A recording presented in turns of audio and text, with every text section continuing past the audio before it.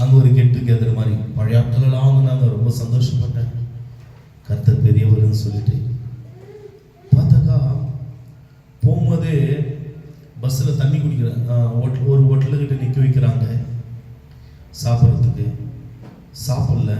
சரி என்ன பண்ணிட்டேன், தண்ணி குடித்தேன், டீ காஃபி ஒன்று குடித்தேன். காஃபி குடிச்சிட்டு சரி தண்ணி தாகமாக இருக்குதுன்னு சொல்லிட்டு பஸ்ஸில் போயிட்டு ஒரு ½ லிட்டர் கேனு வாங்கிட்டு பஸ்ஸில் போயிட்டு தண்ணி குடிக்கிறேன். அந்த தண்ணி வந்து ஷீட் மேலே விழுது. குடிக்கிற தண்ணி ஷீட் மேலே விழுது. என்ன ஒரு மாதிரி ஆச்சு. அப்பயே சரி ஓகே ஏதோ ஆகுது எனக்கு அப்படின்னு சொல்லிட்டு புரிஞ்சுக்கிட்டேன். புரிந்துக்கிட்டு நான் என்ன பண்ணேன், சரி கடந்து போயிட்டேன். கடந்து போன உடனே இந்த கண்ணு ரொம்ப பெருசாயிடுச்சு. இந்த லெஃப்ட் கண்ணு ரொம்ப பெருசாயிடுச்சு. பெருசாயிட்ட உடனே அன்னைக்கு ஈவினிங்கெல்லாம் சித்தூரில் இறங்கிட்டு சித்தூர்லேருந்து இன்னொரு பஸ் பிடிக்கணும் 1 மணி நேரம். அந்த 1 மணி நேரம் பஸ் பிடிச்சிட்டு காட்பாடில் போய் இறங்கிட்டு அங்கேருந்து பார்த்தீங்கன்னாக்கா காட்பாடி சபைக்கு போகிறதோட ஒரு வீட்டுக்கு போயிட்டேன். அன்றைக்கி வீட்டுக்கு போயிட்டு அந்த இடத்துல எல்லாரும் கூடி வந்தாங்க. நம்ம லஞ்ச் செஞ்சுக்கலாம்னு சொல்லிட்டு ஒரு பெரிய வீடு, அங்கே தான் நம்மளுக்கு சாப்பாடெல்லாம் அரேஞ்ச்மெண்ட் பண்ணியிருந்தாங்க. சரின்னுட்டு பார்த்தோம்னாக்கா எனக்கு ஒரு மாதிரி சிம்டம்ஸ் எல்லாம் ஒரு மாதிரி தெரிஞ்சது முகத்தில். ஒரு மாதிரி என் பேச்சு ஒரு மாதிரி இருந்தது அந்த நேரத்தில். அப்போ நான் உணர்ந்தேன் ஏதோ ஒன்று எனக்கு நடக்குது, ஏதோ ஒன்று நடக்குது என்னன்னு சொல்லிட்டு. அதுக்கடுத்தது ஒரு சகோதரியை நான் மீட் பண்ணேன். சகோதரியை மீட் பண்ண உடனே அவங்க சொன்னாங்க, நான் ஏதோ ஒரு மாற்றமாக இருக்குது உங்கள் முகத்தில் அப்படின்னாங்க. சரி நான் உணர்ந்து கொண்டேன். கண்ணுலேருந்து தண்ணி வந்துனே இருந்தது. தண்ணி வந்து நினைச்சு டிஷ்யூ பேப்பர் வச்சு தொடச்சிட்டு ரொம்ப கண் அப்படியே நிற்குது. ரெண்டாக மாறிடுச்சு கண்ணெல்லாம். ஒரு கண்ணு இந்த கண் நார்மலாக தெரியுது. அப்படியே பார்க்கறதெல்லாம் ஒரு மாதிரி அப்படியே டிம்மாக தெரிய ஆரம்பித்தது இந்த கண்ணில். சரி இன்னும் ஒரு மாறுதல் இருக்குதுன்னு சொல்லிட்டு மறுபடியும் காட்பாடி சபைக்கு போயிட்டு அங்கே போயிட்டு ப்ரேயர் முடிச்சுட்டு அவங்க ப்ளஸ் பண்ணிவிட்டு அன்றைக்கி எப்படி 8 மணி 8 ஆகிடுச்சுங்க காட்பாடியில். அங்கேருந்து ஸ்ட்ரெயிட்டாக சித்தூருக்கு வந்தேன்.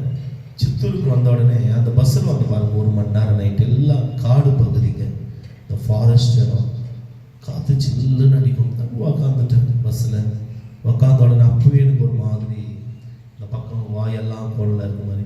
அப்போ நான் நினச்சேன் ஒருவேளை பக்கவாதமாக இருக்குமோ, பக்கவாதனாக்கா ஸ்ட்ரோக்காக இருக்குமோ அப்படின்ட்டு. ஒரு 2 பேருக்கு நான் கால் பண்ணேன் அன்றைக்கி நைட்டு. 2 பேருக்கு கால் பண்ணேன். எங்கள் ஃபேமிலிக்கு பண்ணாக்கா பயந்துருவாங்க அந்த நைட்டு. பிரியாக்கு பண்ணாக்கா தனிமையில் வீட்டில் தனியாக இருக்குது, நான் இங்கே வந்துட்டேன் பயந்துரும். அப்பா அம்மாவுக்கு பண்ணாக்கா இன்னும் பயந்துருவாங்க. ஏன்னா தெரிஞ்சிச்சு எனக்கு, தெரிந்து விட்டது. அதை தெரிந்து விட்ட உடனே என்ன பண்ணேனாக்கா ஒரு பழைய பஸ் ஸ்டாண்ட் இறங்கிட்டு பழைய பஸ் ஸ்டாண்ட்லேருந்து புது பஸ் ஸ்டாண்டுக்கு போகணும் நடந்து. அவ்வளோ நைட்டில் ஆட்டோவில் கிடைக்கல, பஸ்ஸுங்களுக்கு கிடைக்கல. சாரி பஸ்ஸுக்கு இருந்துச்சு, ஆட்டோவெல்லாம் ரேட்டு ரொம்ப ரேட்டாக சொல்கிறாங்க. சரி வேண்டாம் கொஞ்சம் தூரம் நம்ம நடந்து போயிடலாம். கிட்டத்தட்ட இருக்கும் புஷ்பாஞ்சலி அவ்வளோ தூரம் இருக்கும் நம்ம கால்பச்சினா பஸ் ஸ்டாண்ட்லேருந்து. சரி நடந்துன்னு போயிடலாம் அவ்வளோ தூரம் சொல்லிட்டு நைட்டு ஒரு 9:30 மணிக்கு நடக்கிறேன்.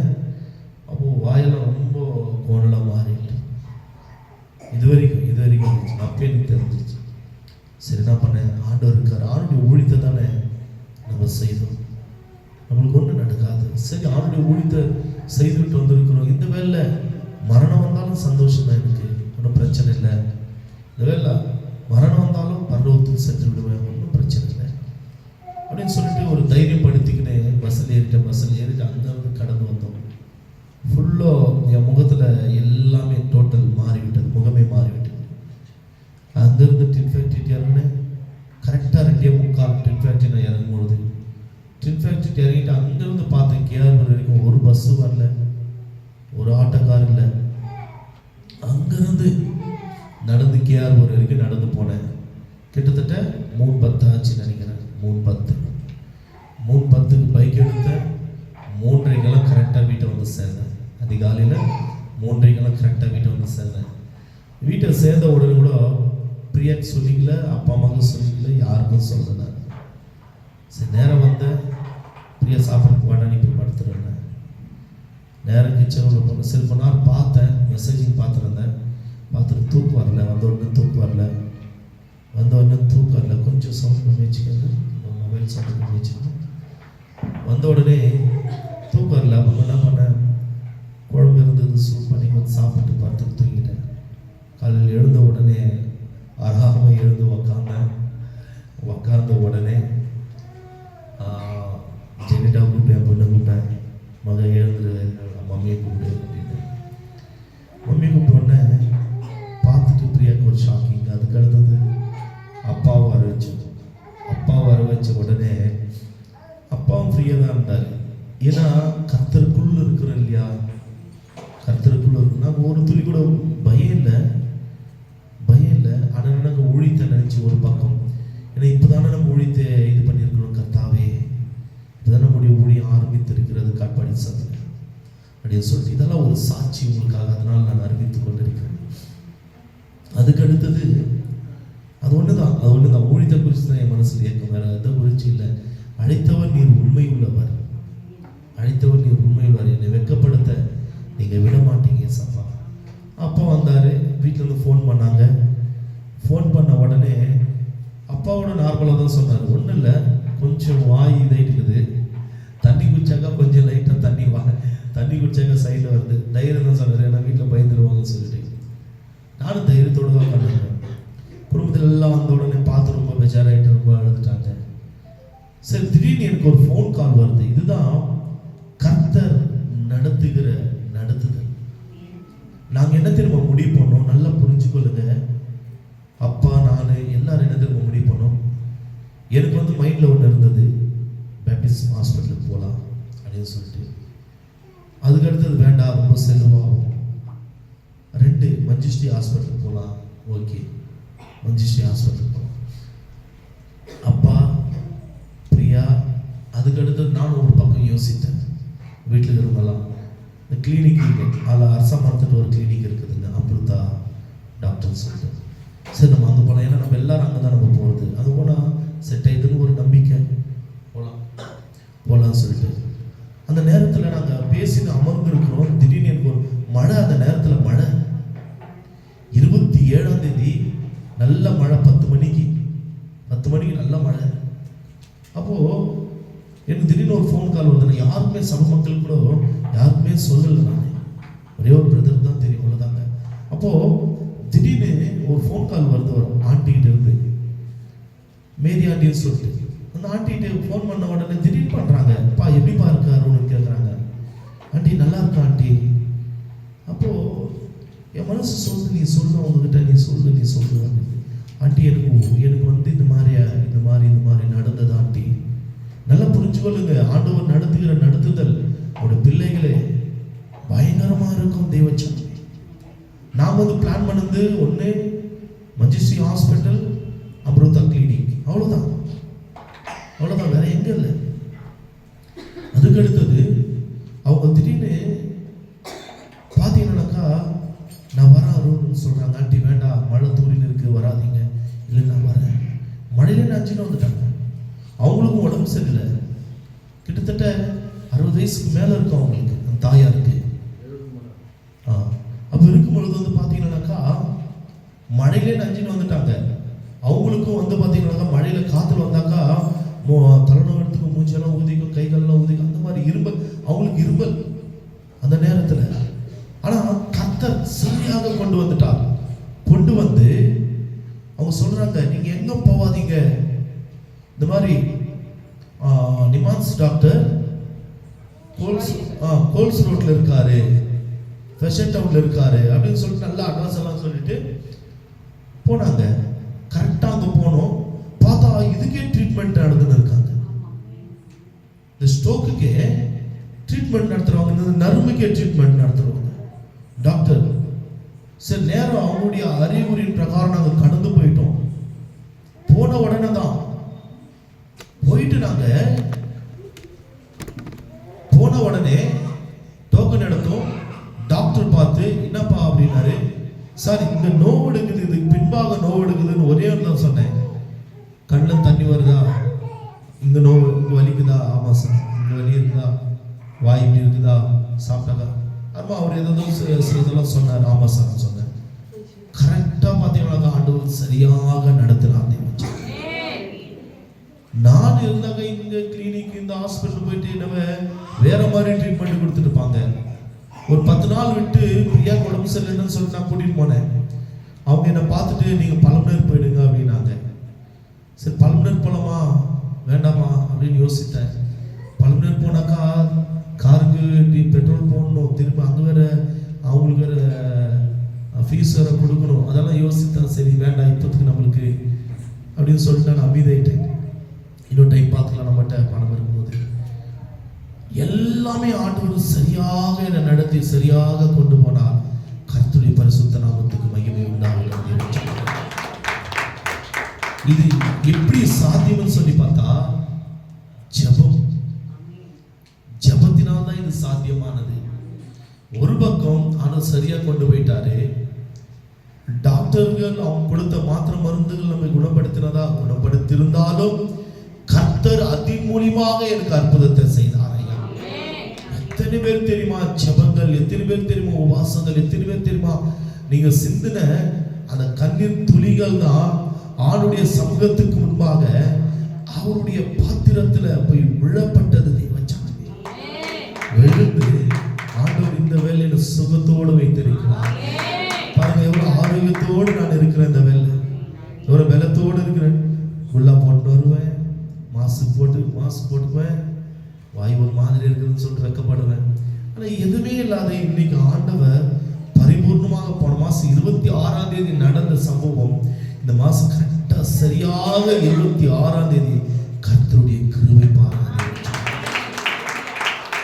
இதுதான் கர்த்தருடைய கிருபை. எத்தனை பேர் தெரியுமா என்னை வந்து பார்த்து சந்தித்து ஐயோ உங்க அன்புக்காக நான் கர்த்தரை ஸ்தோத்தரிக்கிறேன். நான் உண்மையா சொல்றேன், அன்புக்காக நான் கர்த்தரை ஸ்தோத்தரிக்கிறேன். தேவச்சனமே எனக்கு ஆறுதல் படுத்தி என்னோட பேசி வீட்டுக்கு வந்து என்ன வீட்டுக்கு போட்டு எப்படியெல்லாம் ஐயோ கர்த்தர் பெரியவர் ஐயா, கர்த்தர் பெரியவர். அந்த அன்பை நான் ஒருபோதும் நான் மறக்க மாட்டேன். தேவச்சனமே அந்த அன்பை ஒருபோதும் மறக்க மாட்டேன். இன்னொரு அற்புதம் என்னன்னாக்கா 1000 ரூபாய் தான் இருந்தது என் கையில். அன்னைக்கு காட்பாடிக்கு போயிட்டு வந்தோன்னா 1000 ரூபாய் தான் இருந்தது என் கையில், அவ்வளவுதான். அதுக்கு அடுத்தது எப்படிதான் ஆண்டவர் சந்திக்கிறோம் எனக்கு ஆச்சரியமா இருந்தது, ஆச்சரியமா இருந்தது. பிரதர் எல்லாம் சொன்னாரு, பிரதர் இந்த மாதிரி போன் பண்ணி என்னோட பேசினார், கர்த்தர் ஆசீர்வதிப்பாரு, நான் ஏதாவது ஹெல்ப் பண்றேன். இதை ஞாபகம் வைத்துக் கொள்ள வேண்டும் தேவனுடைய பிள்ளைகள். இது போன வருஷத்துடைய நம்ம பின்னாடி இருக்கிற பேனர்ல இருக்கிற வார்த்தை, போன வருஷத்துக்குரிய வாக்குதத்த ஒரு வார்த்தை. 1 பேதுரு 4ஆம் அதிகாரம் 7வது வசனம் இந்த வருஷத்துக்குரிய ஒரு வாக்குதத்த ஒரு வார்த்தை.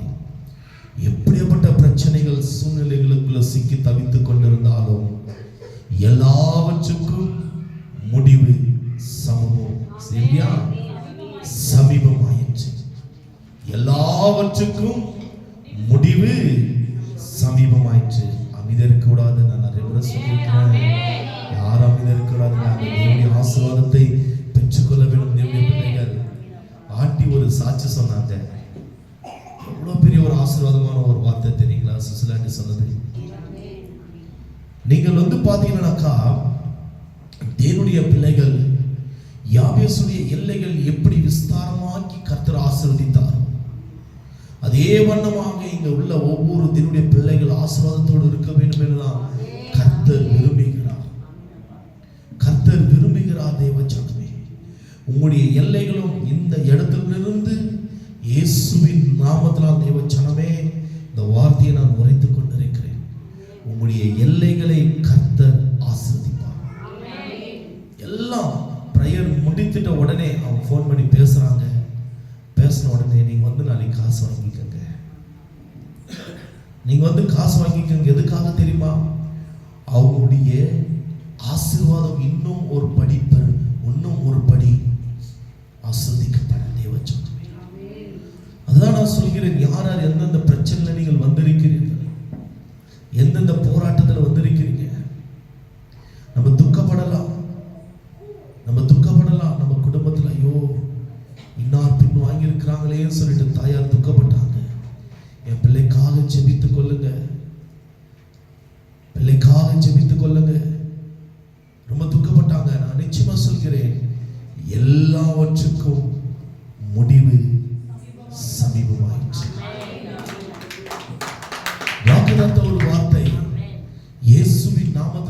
இடத்திலிருந்து கர்த்தருடைய வார்த்தை உங்களை நோக்கி ஒலித்துக் கொண்டிருக்கிறது. தேவச்சனமே, வந்திருக்கிற தேவனுடைய பிள்ளைகளே, இந்த வேளை இந்த வார்த்தை உங்களை நோக்கி ஆவியானவர் பேசிக் கொண்டிருக்கிறார். நீங்க எடுத்துக்கொள்ளுங்க, இந்த வார்த்தை எனக்குரிய ஒரு வார்த்தை. ஆண்டவரே, எப்படி எல்லாவற்றுக்கும் முடிவு சமீபமாயிற்று. உனக்கு விரோதமாய் செயல்பட்ட வல்லமைகள், உனக்கு விரோதமாக செயல்பட்ட கிரியைகள் இந்த வேளை இயேசு என்ற நாமத்தினால் நாங்கள் முறியடிக்கிறோம். இயேசு என்ற நாமத்தினால் நாங்கள் முறியடிக்கிறோம். ஜெபிக்கலாமா? கர்த்தர் ஆச்சரியமா செய்வார். கர்த்தர் ஆச்சரியமா கொண்டு வருவார். கர்த்தர் ஆச்சரியமா கொண்டு வந்து உட்காருவாங்க. இயேசுவின் நாமத்தினால கர்த்தர் ஆச்சரியங்களை செய்வார். ஒவ்வொருத்தருக்கும் கர்த்தர் ஆச்சரியத்தை செய்வார்.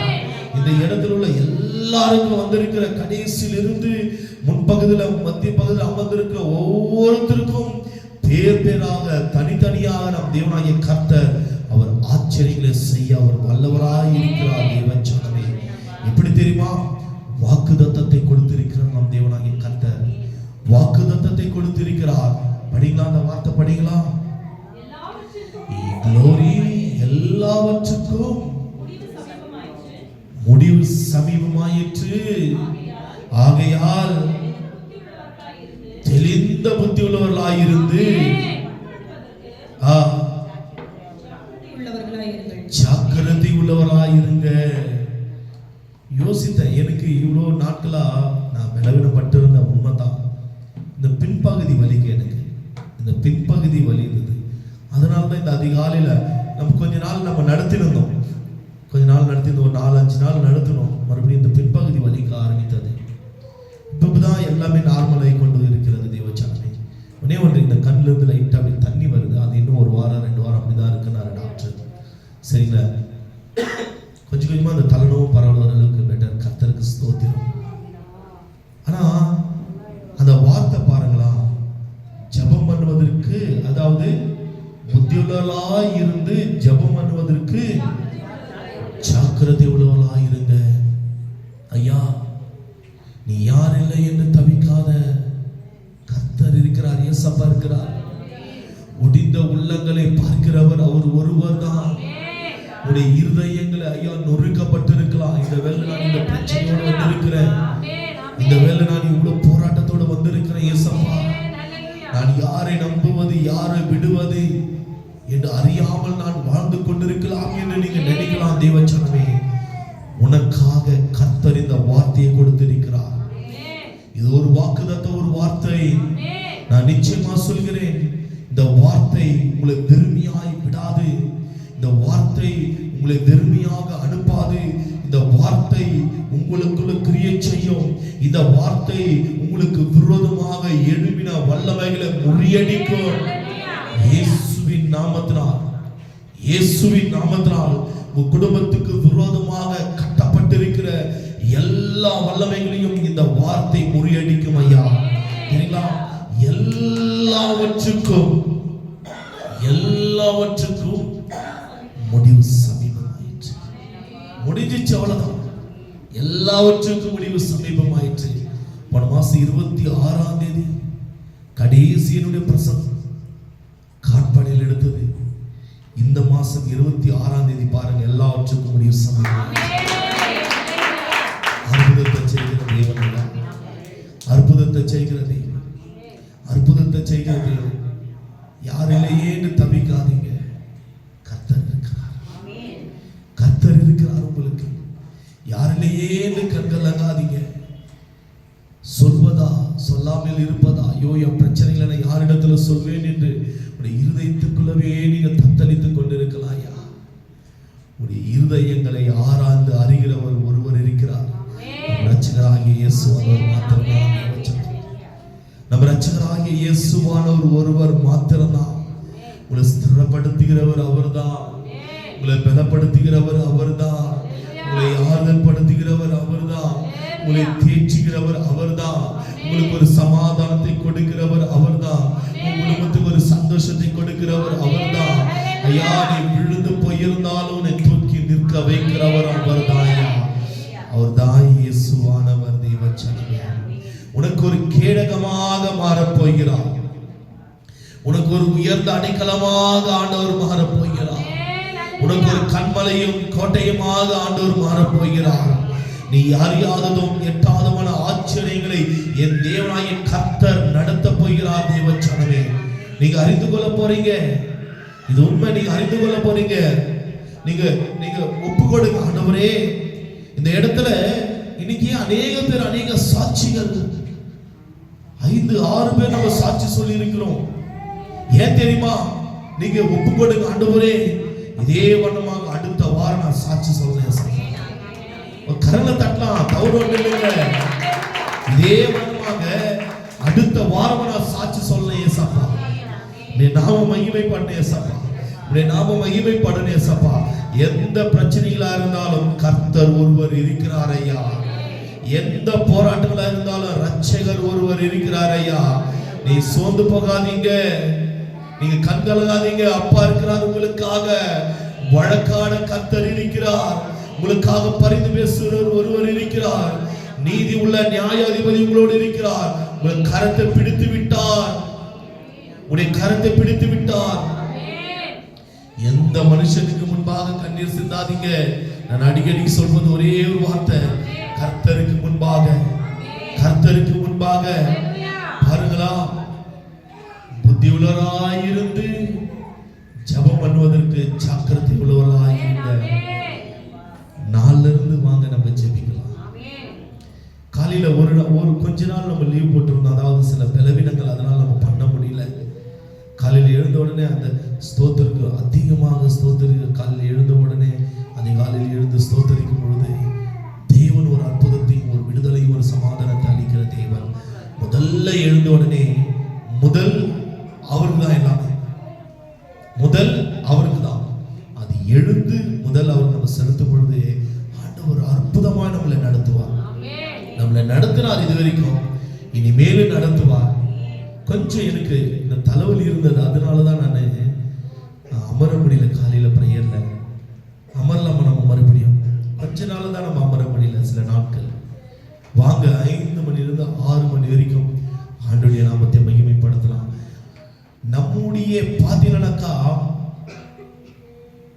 கரத்தை கர்த்தர் ஆசீர்வதிக்க விரும்புகிறார். சத்துருவானவன் ஏதோ ஒரு விதத்தில் வந்து நம்மளை குழப்ப பார்க்கிறான். நான் நிச்சயமா சொல்கிறேன், கையிட்டு சம்பாதிக்கிற ஒவ்வொரு ரூபாயும் ஆசீர்வாதமா இருக்கும். இயேசுவின் நாமத்தினால் ஆசீர்வாதமா இருக்கு. இயேசுவின் நாமத்தில் ஒரு அல்லேலூயா சொல்லுவோமா?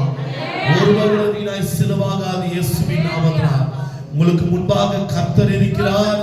உங்களுக்கு பின்பாக ஊழியக்காரர்கள் நாங்கள் இருக்கிறோம் ஜெபிக்கிறதுக்காக. தேவச்சனமே, உங்களுக்கு முன்பாக கர்த்தர் ஏன் தெரியுமா முன்னாடி இருக்கிறார்?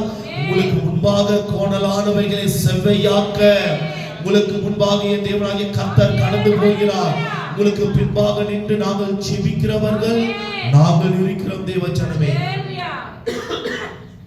உங்களுக்கு பின்னாடி இருந்து ஆவியானவர் எங்கள் மூலமாக வாக்கு கடங்காத பெருமூச்சுகளோடு வேண்டுதல் விண்ணப்பம் செய்து உங்களுக்காக பரிந்து பேசுவார். உங்களை நடத்துகிறவர் உங்களுக்கு வழியை விசாலமாக்கி கொடுப்பார். உங்களுடைய வாழ்க்கையில வழியை விசாலமாக்கி கொடுப்பார். நிச்சயமா சொல்கிறேன், உங்களுடைய வேலை ஸ்தலங்கள் ஆசீர்வதிக்கப்படும். ஏன் தெரியுமா? எல்லாவற்றுக்கும் முடிவு சமீபமாயிற்று. வேலைகள் ஆசீர்வதிக்கப்படும், பிசினஸ்கள் ஆசீர்வதிக்கப்படும், உங்களுடைய தொழில்கள் ஆசீர்வதிக்கப்படும். நீ கையிட்டு சம்பாதிக்கிற ஒவ்வொரு ரூபாயும் ஆசீர்வாதமாய் மாறும். உங்கள் குடும்பங்கள் ஆசீர்வதிக்கப்படும். உங்கள் குடும்பத்தில் உள்ள உங்களுடைய பிள்ளைகள் ஆசீர்வதிக்கப்படுவார்கள். உங்கள் கர்ப்பத்தின் கனி ஆசீர்வதிக்கப்படும். உங்கள் பேர பேத்திகள் ஆசீர்வாதமா இருப்பார்கள். இயேசுவின் நாமத்தினால் அவருடைய பிரஜையாக இருக்கிறேன், அவருடைய ஊழியக்காரனாக இருக்கிறேன். என்னுடைய வார்த்தையை தேவனாகிய கர்த்தர் நிறைவேற்றுவார். தேவச்சனமே, என்னுடைய வார்த்தையை தேவனாகிய கர்த்தர் நிறைவேற்றுவார். என்னுடைய வார்த்தையை என் தேவனாகிய கர்த்தர் ஆசீர்வாதமாக மாற்றி கொடுப்பார். பாருங்க, 1 பேதுரு 4ஆம் அதிகாரம் 7வது வசனம் உரைக்கிறது, எல்லாவற்றுக்கும் முடிவு சமீபமாயிற்று. நீங்க சொல்லணும் ஆண்டவரிடத்துல. நான் நிறைய எழுதி கொண்டு வந்த 15 பாயிண்ட் எழுதி கொண்டு வந்தேன். எல்லாவற்றுக்கும் முடிவு சமீபமாயிற்று. நீங்க ஜெபிக்கணும். கர்த்தாவே எல்லாவற்றுக்கும் முடிவு சமீபமாயிற்று. என் பிரச்சனை, என் போராட்டம், என் துன்பம், என் கண்ணீர், என் வியாதி, என் வறுமை, என் சூழ்நிலைகள் எல்லாவற்றுக்கும் இன்றைக்கு முடிவு சமீபமாயிற்று. முடிவு சமீபமாயிற்று. முடிவு சமீபமாயிற்று. நீங்க சொல்லிருக்கீங்க, வாக்குத்தத்தத்தை கொடுத்திருக்கீங்க, வாக்குத்தத்தத்தை கொடுத்திருக்கிறீங்க. ஐயா, நான் மாறினாலும் இந்த வார்த்தை மாறாதல்ல. இந்த வார்த்தை மாறாது. நான் மாறினாலும் இந்த வார்த்தை மாறாது. நான் உண்மையாக சொல்லிக் கொண்டிருக்கிறேன். நான் மாறினாலும், ஊழியக்காரர்கள் மாறினாலும், நான் மறைந்து போனாலும் இந்த வார்த்தை மாறாது. இந்த வார்த்தை உங்களை தேற்றும், இந்த வார்த்தை உங்களை பலப்படுத்தும், இந்த வார்த்தை உங்களை உயர்த்தும். தேவச்சனமே, இந்த வார்த்தை உங்களை ஆசீர்வதிக்கும். இந்த வார்த்தை குடும்பத்தை ஆசீர்வதிக்கும். இந்த வார்த்தை குடும்பத்தை ஆசீர்வதிக்கும். இந்த வார்த்தை குடும்பத்தை ஆசீர்வதிக்கும். சத்தியமுள்ள ஒரு வார்த்தை ஐயா இது. இது பொய் உரைக்காது. இது பொய் உரைக்காது. இந்த வார்த்தை பொய் உரைக்காது. இது பொய் உரைக்காது. இதுக்குள்ள இருப்பது என் இயேசுவானவர். அவருடைய ரத்தங்கள் இது மேல தெளிக்கப்பட்டிருக்கிறது. அவருடைய மகிமை இதுக்குள்ள இருக்கிறது. தேவச்சனமே, அவருடைய மகத்துவம் இதற்குள்ள இருக்கிறது. தேவனுடைய பிள்ளைகளே, இது ஒருபோதும் மாறாதையா. நான் மாறி போனாலும் தேவச்சனமே, ஊழியக்காரர்கள் மறைந்து போனாலும் இந்த வார்த்தை மாறி போகாது. இந்த வார்த்தை பிடித்துக் கொள்ளுங்க.